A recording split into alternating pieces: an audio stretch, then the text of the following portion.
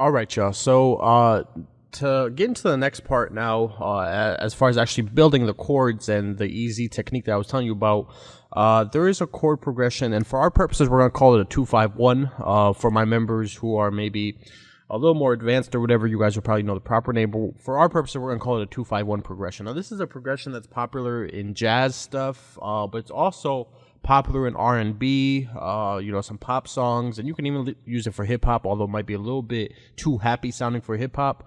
But basically, here is what this is. If you take a look at it, so minor seventh is going to be your 2 chord. Dominant seventh is going to be your 5, and major seventh is your 1. So what does that mean? Ignore this part over here for a second.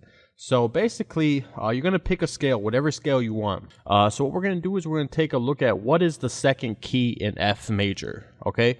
So if you take a look at it, it's right here. So C, D, E, F, that's a G, right?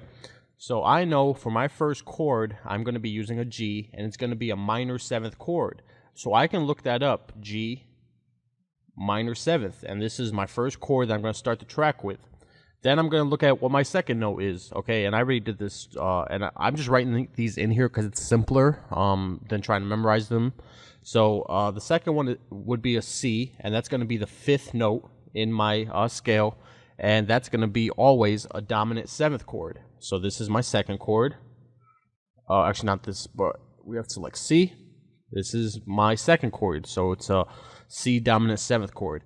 And then my third chord is F. It's based on the root note of F, so you can select that.